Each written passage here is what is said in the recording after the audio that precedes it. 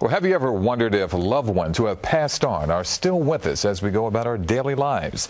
Joining us once again is Marisa Liza Pell, one of the youngest spiritual mediums in the world. And also joining us, CBS 3 consumer reporter Jim Donovan.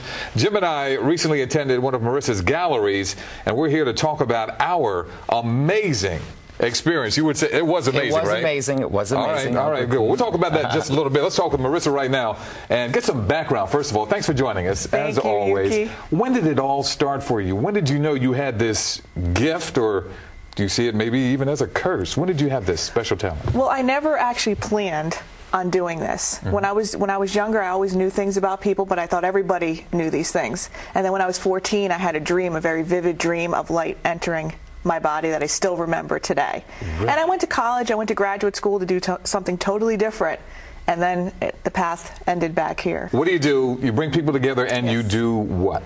Well, a gallery is just basically a performance. It's just basically people all sitting in a group, and I bring through names, details. This is not general. Names, details, dates, information about the people that have passed, what happened to them, and give messages of health, healing, and hope to the living. Let's talk about our galleries right now. Let's do this. Should I start, or do you want to start? I'll start because you had more people come through. Oh, they were coming through, yes. We just met recently a few days ago, and you put out there the name Ruth. Ruth. Yes. And you were asking for people who were past and who are living. Well, basically, the people that are past come through and want to get messages to the living. So it's not like the living come through to me. You know what I mean? Okay. So it's basically the person who passed, which would have been, I think, Fred, right? Fred. That was my Uncle Fred. That was your uncle. Ruth, by the way, for the record, is my mother. Is your mother. Who's still with us. Matter of fact, happy birthday, Mom. She's 85 years young today. Yay. Today is the birthday. Yes, indeed. But Fred, my Uncle Fred came through, and two quick things because I want to get the Jim story right away.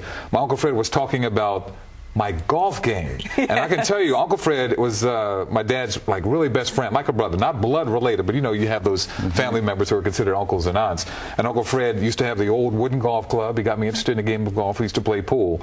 But he also got me interested in track. He was a track coach and a track runner. And you also said that he was holding a gold coin in his hands. Right. And he was spinning it. And I couldn't figure out what that was, but Uncle Fred got me into the sport of track.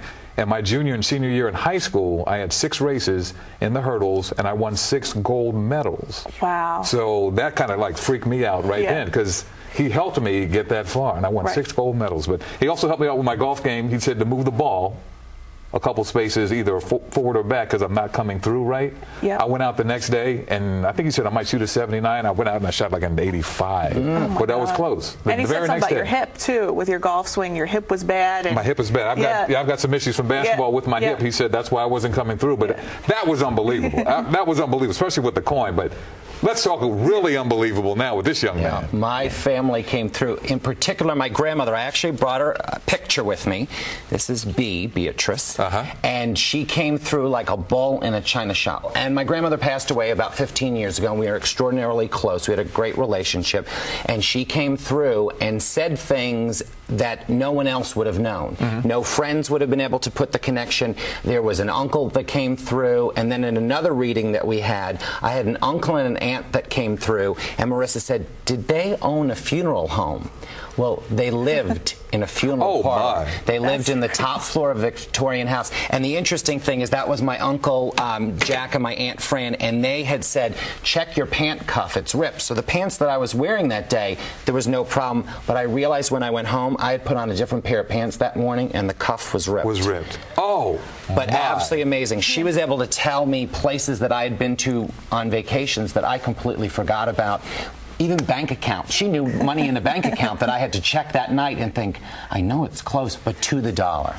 Now, you're somewhat of a skeptic. Skeptical, but I'm open-minded. There's no way, unless she's a CIA operative, that she would have been able to put all this stuff together in that order and make those connections. And that's the key. When you have these galleries, people have to come with an open mind in order for this to happen, right? Right. If you're skeptical, I love skeptics because they don't expect anything and they get the best readings all the time. But if you're someone who, has your arms crossed and you just don't want anybody to read you, it's just like if you go in life and somebody blocks you, it's that same type of energy.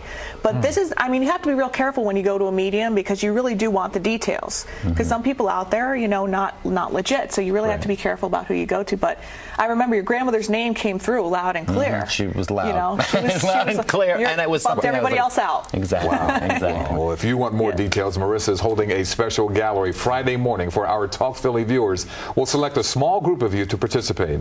Now, if you would like to come, head to cbs3.com/talkphilly and email us. There's a link in the lower right-hand corner, or send us a message on Facebook. Tell us why you would like to be considered and what you're hoping to get out of it. Marissa, Jim, Uncle Fred, B, she's here. Thank you all. We appreciate it. Thanks for coming by. More Talk Philly coming up right after this.